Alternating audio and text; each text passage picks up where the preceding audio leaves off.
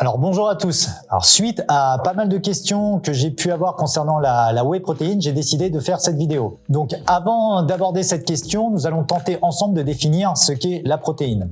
Donc la protéine, c'est un macronutriment comme les lipides et les glucides d'ailleurs, et puis il faut la voir un petit peu comme des petites briques qui vont venir constituer notre corps.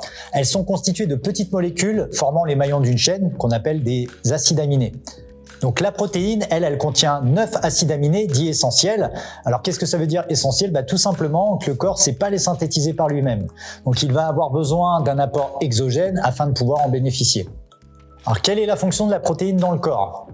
Eh bien, elle a un rôle dit structurel, c'est-à-dire qu'elle va venir aider dans la formation des os, par exemple, de la peau, des cheveux, mais aussi des muscles. Elle a un rôle de transporteur, notamment elle transporte l'oxygène via ce qu'on appelle l'hémoglobine, et elle vient aussi transporter les micronutriments. Elle joue également un rôle dans la défense car elle constitue les anticorps, dans la régulation car vous le savez peut-être pas, mais certaines hormones comme le glucagon et l'insuline sont de nature protéique. Elles agissent aussi comme catalyseurs comme les enzymes et dans certains cas spécifiques, elle servira de source d'énergie. Maintenant, j'aimerais qu'on revienne un petit peu sur la partie structurelle. Donc on parle ici d'anabolisme. Qu'est-ce que c'est l'anabolisme finalement? C'est le processus de construction des tissus de l'organisme.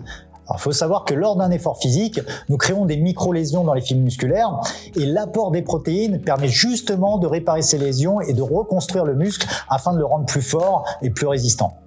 Alors je voulais ensuite vous parler de l'insuline. Alors vous connaissez sûrement le terme d'indice glycémique. En fait, c'est un terme qui désigne l'influence qu'a un aliment sur la glycémie. Donc on a hiérarchisé ces aliments afin de définir leurs propres actions sur la glycémie. Eh bien, sachez qu'il existe un autre indice qui s'appelle indice insulinique. Celui-ci fait allusion à la réaction de l'hormone qu'on appelle insuline par rapport à l'ingestion d'un aliment, donc plutôt des protéines et des glucides. Alors bien sûr, les glucides, en augmentant la glycémie, agissent sur l'insuline, mais les protéines également. Donc maintenant, on va faire un focus rapide sur l'insuline. Donc il faut voir l'insuline comme une petite clé qui viendrait ouvrir la cellule. Dans le cas des glucides, elle viendrait ouvrir la porte afin qu'ils puissent créer de l'énergie par ce qu'on appelle l'ATP. Et dans le cas de la protéine, elle viendrait ouvrir cette même porte afin de laisser entrer les acides aminés dans le but de reconstruire justement. Donc à la question que j'ai pas mal entendue sur faut-il ingérer des glucides pour maximiser l'absorption des protéines, non. Non, tout simplement non. Ce genre de méthode vient du bodybuilding, donc dans un contexte vraiment particulier qui est pour moi pas aujourd'hui un modèle de santé optimal. Mais bref, c'est vraiment pas le débat. Enfin, à part si vous voulez vous suicider ou si vous avez l'intention de devenir obèse ou diabétique, sinon je vous conseille de pas le faire. Non, en réalité, je vous conseille de vraiment pas procéder comme ça. Néanmoins, chez Résilience, nous, on conseille d'ingérer les 3 macronutriments ensemble pour des questions d'assimilation, de digestion, aussi d'impact sur cette fameuse glycémie. Pour revenir à l'anabolisme, donc il y a 3 acides aminés qui sont célèbres dans la construction musculaire, ce sont les BCAA ou acides aminés branchés. Donc vous les connaissez peut-être, on les nomme la valine, la leucine et l'isoleucine. Donc, abordons maintenant les apports journaliers recommandés en protéines. Donc ils varient entre 0,8 g et 2,2 g par kilo de poids de corps de protéines, d'accord? La différence, elle vient du fait que vous soyez sportif ou sédentaire. Je vous conseille évidemment d'être sportif. Alors certaines personnes conseillent jusqu'à 2,5 à 3 grammes, mais moi perso, je fixe plutôt une moyenne autour des 1,6 grammes. Alors pensez pas non plus que si vous mangez plus de protéines, vous aurez plus de résultats sur la masse musculaire, car votre corps il est capable finalement d'en synthétiser qu'une infime partie et le reste finira dans les toilettes. Alors sachez également que si on prend comme exemple une personne d'un poids de corps de 60 kg, sportive, elle aura besoin en tout cas de 120 grammes de protéines par jour, ce qui signifie pas qu'elle mangera 120 grammes de viande, qu'on soit d'accord, ou de poisson. Il faut savoir que en règle générale, dans la viande, il y a entre 20 et 30 grammes de protéines au 100 grammes. Donc il faudra penser à faire cette conversion. Alors voilà, désolé si j'ai été un petit peu long dans mes explications, mais il fallait vraiment que vous compreniez et il fallait mettre un peu de contexte. Donc revenons sur la whey protéine. Alors qu'est-ce que c'est que la whey protéine? Eh bien, la whey protéine est une protéine en poudre issue du lactosérum, un produit issu de la fabrication du fromage. Alors, ça paraît un petit peu bizarre de le dire comme ça, mais c'est un déchet fromager. Alors, je sais pas si vous voyez ce que c'est le petit jus là que vous avez sur le yaourt. Moi perso, je le buvais quand j'étais gosse, mais on appelle ça aussi du petit lait. C'est ça le lactosérum. Pour l'anecdote, il faut savoir qu'historiquement, ce déchet n'était pas valorisé par l'industrie et qu'un jour, un gars a décidé de faire de l'argent là-dessus et a réussi à revaloriser le lactosérum en le transformant en poudre et en le vendant en pot à des bodybuilders. Donc par extension, la whey provient de l'industrie laitière et d'ailleurs à ce propos, il faut savoir qu'il y a deux sortes de protéines dans le lait. Donc il y a d'un côté la caséine et donc la whey protéine que maintenant vous avez compris s'appelle aussi le lactosérum. Alors passons maintenant aux trois types de whey qui sont commercialisés. Alors il existe différents types de whey obtenus par différents procédés de fabrication. Donc il y a d'un côté la concentrate de whey, donc c'est la moins chère. Elle contient à peu près 80% de protéines. Elle conserve une partie des glucides et des lipides ainsi que le lactosérum. De l'autre côté, on a l'isolat de whey, donc elle est plus pure. Elle contient environ 90% de protéines et elle est quasiment dépourvue de glucides et de lipides. Donc un petit peu moins calorique aussi. Enfin, il y a l'hydrolysa de whey, donc c'est la plus chère, elle est prédigérée pour une assimilation encore plus rapide.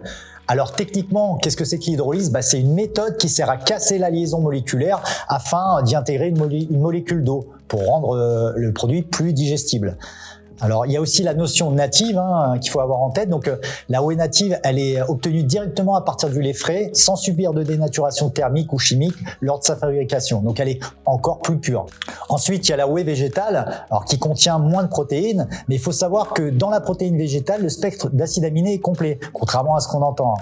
Donc le problème, il vient surtout du fait que, comme notamment la lysine, on va retrouver beaucoup moins d'acides aminés. C'est-à-dire que la lysine, en fait, on va la retrouver plus dans les légumineuses et moins dans les céréales. Et inversement, par exemple, avec la méthionine, qu'on va retrouver plus dans les céréales et moins dans les légumineuses. C'est pour ça qu'on vient faire les associations alimentaires. Vous avez déjà dû entendre parler de ça pour justement reconstituer tout le spectre complet. Alors maintenant, il y a la nutrition d'un côté, mais il y a aussi l'aspect éthique. Donc d'ailleurs, à ce propos, on va parler un petit peu d'anthropologie. Donc il faut savoir que le génome humain, n'a quasiment pas évolué depuis 20 000 ans. Alors qu'est-ce que ça signifie ? Ça signifie tout simplement qu'on est à l'identique finalement de nos arrière-grands-parents. Alors même si ça peut faire bondir certains, il est maintenant bien établi par les anthropologues du monde entier d'ailleurs que nous mangeons carné depuis des milliers d'années. Alors ça ne remet pas en question la condition animale qui est juste horrible dans notre société et je suis complètement d'accord avec cette opinion et donc je vous inciterai finalement à avoir une consommation réfléchie. Maintenant, je dis aussi que notre empathie des animaux a évolué beaucoup plus vite que notre génome et que la non-consommation de viande par l'humain reste un problème dans notre société. Donc pour en revenir à des sujets plus légers comme la whey, est-elle plus efficace ? En fait, elle n'est pas supérieure à d'autres sources de protéines en termes de gains musculaires, à dose équivalente et à condition que l'apport total en protéines soit adéquat. Et en conclusion, je dirais que la whey protéine peut être un complément utile. Moi, personnellement, je m'en sers comme un outil dans le cas où la personne que j'accompagne n'arrive pas à avoir son apport total en protéines. Donc tout simplement parce qu'elle n'a pas d'appétence pour la viande ou le poisson ou parce qu'elle n'a pas assez d'appétit. Elle a vraiment un côté pratique, rapide à préparer. Elle offre un profil d'acides aminés complet, donc ce qui est intéressant. Donc je vais la conseiller en cas de déplacement sur des grosses journées de travail afin d'avoir encore une fois le total conseillé en protéines. Donc il faut savoir quand même que la whey, ça reste un produit transformé, hyper processé, et que je la conseille pas systématiquement. Enfin, je la conseillerais au petit déjeuner quand pareil on est pressé et qu'on n'a pas d'appétit, ou en collation pour les mêmes raisons. Alors bien qu'on puisse l'incorporer dans des gâteaux ou des pancakes, je conseille pas de la cuire trop haute en tout cas, afin de pas dénaturer la protéine. Alors maintenant, quel whey choisir ? Alors, il faut savoir que des études ont été réalisées en comparant les trois sortes de whey que je viens de vous citer, et finalement, il y a eu aucune différence significative observée sur l'anabolisme. Néanmoins, pour les intolérants au lactose, je conseillerais l'isola, mais sinon, une whey standard suffira simplement. Alors, choisissez-la bio de préférence. Pour la provenance, je dirais pas forcément de l'acheter française, car je suis désolé de le dire, mais en France, on donne beaucoup de céréales aux vaches. Dont celles destinées à faire du lait, et on a beaucoup moins de pâture qu'en Nouvelle-Zélande par exemple ou en Autriche, d'accord ? Donc si ça vous intéresse, je ferai une vidéo sur le lait où on pourra justement développer un petit peu sur l'intérêt du lait. Alors néanmoins, je vous conseillerais quand même de consommer une marque française qui est faite à partir de lait français, donc la marque NutriPure. Donc je tiens à le dire tout de suite, cette vidéo elle a pas de but de placement de produit avec cette marque, mais je vais vous en parler succinctement quand même. Donc la marque NutriPure, elle a été élaborée par les frères Cario, donc Christophe Cario, un ancien champion du monde de karaté acrobatique qui a fait pas mal de livres aussi sur la mobilité. C'est une marque qui se veut vraiment éthique et responsable. Donc sincèrement, moi j'ai testé une vingtaine de whey et j'ai pas trouvé l'équivalence en termes de qualité à la concurrence, notamment en termes de BCA qui est vraiment un indice de qualité. Donc je vous conseille également de prendre une whey nature sans édulcorant, parce que bien que les édulcorants aujourd'hui semblent avoir un impact positif sur la glycémie, en ce qui concerne l'insuline, c'est un peu plus complexe. Il semblerait qu'il y ait des facteurs de résistance à l'insuline, notamment par modification du microbiote. Donc dans ce cas-là, je vous conseillerais plutôt d'aller derrière mettre du cacao par exemple en poudre ou des arômes qui sont vendus aussi chez NutriPure. Voilà.